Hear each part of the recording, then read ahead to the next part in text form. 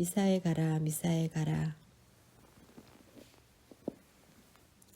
머튼이 로마에서의 비잔틴 벽화를 두고 신비로운 체험은 예수 그리스도에 대해 처음으로 관심을 갖게 했다면, 뉴욕에서의 두 번째 영적 체험은 가톨릭 미사에 처음으로 참여하게 만들었다. 첫 번째 로마에서의 체험에서는 은총을 거부했다면, 이번 체험에서는 은총을 받아들였다. 1938년 8월 어느 날 머튼의 내면에서는 가톨릭 성당에서 거행되는 미사 참여에 초대하는 신비로운 목소리가 그에게 들렸다. 나는 드디어 오래전부터 나에게 작용한 은총의 충동에 순응하게 되었다. 마침내 강한 충동은 제가 어떻게 저항할 수 없어 너무도 강하게 되었습니다. 저는 그 날의 느낌을 결코 잊을 수 없을 것입니다. 우선 너무도 달콤하고 강하고 온화하고 분명한 충동이 제 안에서 이렇게 말하고 있었습니다. 미사에 가라, 미사에 가라. 이 체험을 묘사하면서 그는 자신이 설명할 수 없는 어떤 목소리를 들었다고 말하고 있다. 그런데 이것은 새롭고 낯선 것이었으며 그가 행동을 실행하게 하는데 있어 내적인 확신을 심어주었다. 그래서 그는 여자친구와 시외에서의 주말 약속을 취소하고 그리스도의 몸 성당에서 미사 참여를 하였다. 그는 미사 참여를 하던 중 다른 사람의 눈치를 보지 않고 순수한 마음으로 기도하던 소녀의 모습에 아주 깊은 인상을 받았다고 고백하고 있다. 또한 젊은 사제의 강론에서 학술적이고 교리적인 확신에 찬 믿음의 표현은 마치 자신의 삶이 한 부분처럼 느껴졌다고 말한다.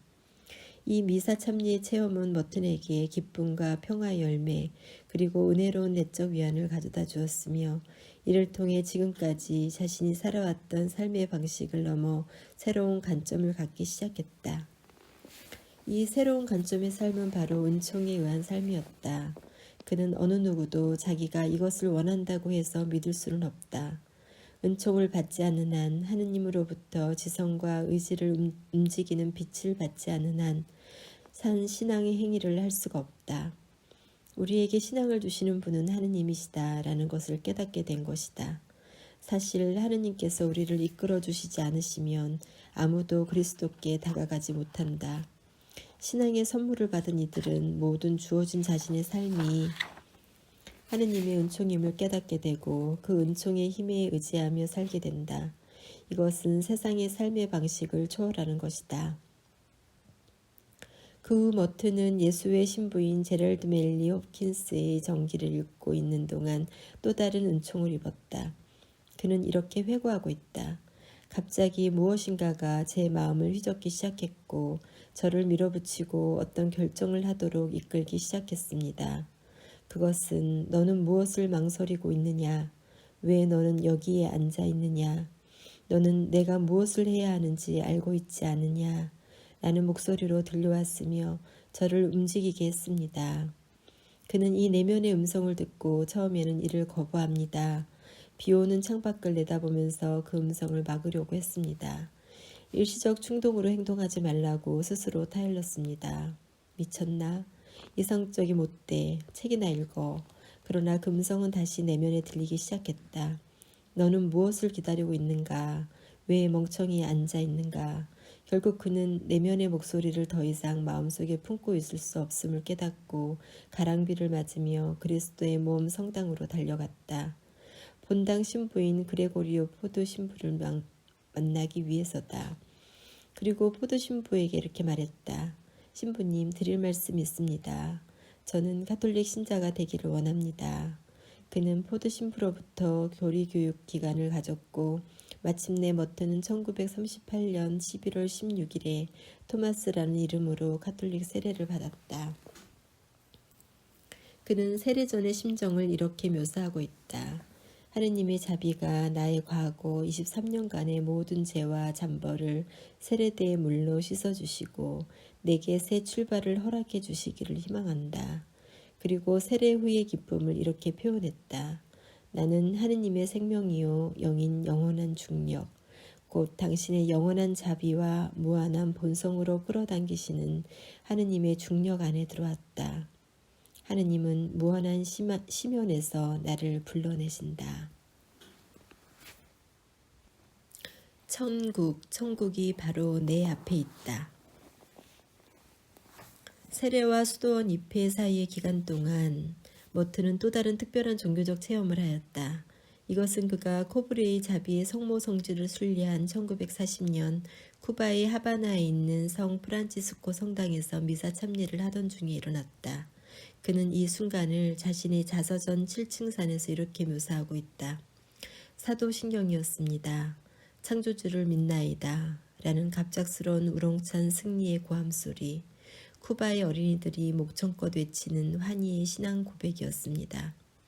그러자 성체의 축성을 위해 방금 제대 위에서 이루어진 것이 무엇인지를, 즉 성체 축성의 말을 통해 하느님의 현존을 깨닫게 만들고 제가 하느님께 속하게 하는 길인 성체 축복의 말씀이 갑작스러운 외침처럼, 그리고 너무나 정확하게, 그리고 1000배는 더 밝은 어떤 것이 내 마음 안에 깨어남과 이해와 깨달음을 가져오게 했습니다.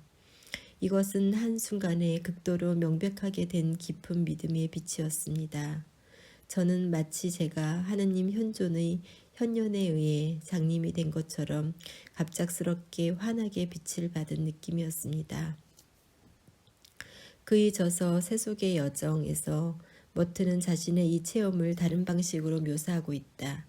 하늘이 정확히 제 옆에 흔들리지 않는 확실성, 분명하고 즉각적인 지식이 마치 천둥처럼 저를 내리치는 듯했고 마치 번갯불처럼 저를 지나가는 듯했으며 지상을 벗어나 저를 높이 들어올리는 것 같았습니다. 천국이 바로 제 앞에 있습니다. 7층산과 세속의 여정의 두 묘사를 연역하여 머튼이 이러한 하느님의 은총의 움직임을 일상과 비일상적인 두 측면으로 설명하려고 시도하고 있다고 주장을 한다. 7층산에서 머튼은 가톨릭의 영적 전통에 대한 그의 철저한 확신을 반영하고 있고, 세속의 여정에서 천둥과 번개와 같은 그 순간의 경험에 대한 설명을 갑작스런 조명이 그에게 부여했던 확실성으로 그 체험을 해석하고 있는 것이다. 인간의 언어를 넘어 도달하는 종교적 체험에 관한 이 언어는 그의 삶의 후기에 찾아온 다양한 신비적 체험들을 묘사하는 방법을 그에게 제공하였다. 이러한 경험들을 통해 머튼은 교회 안에서 하느님 현존을 마주하게 되었고, 사제가 되겠다는, 그리고 그의 첫 미사를 성모님께 봉헌하겠다는 두 가지 서약을 하게 되었다. 겟세마니 수도원에 입회하기 전 또 다른 종교적 체험이 그의 수도 성서를 식별하도록 이끌었다. 쿠바 여행 후에 그는 프란치스코 수도에 입회하기 위해 신청을 했으나 그의 과거의 삶 때문에 신청을 거절당하게 되었다. 이후 그는 뉴욕 할렘에 있는 우종의 집에서의 체험을 통해 가난한 이들을 위한 사목에 관심을 갖게 되었다. 동시에 켄터키주에 있는 관상 수도원인 겟세마니 수도원 역시 그에게 매력을 주었다. 성 보나벤투라 대학에 들어와 작은 경당에서 우정의 집과 겟세마니 수도원 사이에서 어떤 것을 선택할지 식별을 위한 기도를 하고 있는 동안 그는 돌연 종소리를 듣게 되었다. 갑작스럽게 저의 상상 안에서 저는 밤중에 겟세마니 수도원의 커다란 종소리를 듣게 되었습니다. 그 느낌은 저를 숨조차 쉴 수 없게 만들었습니다.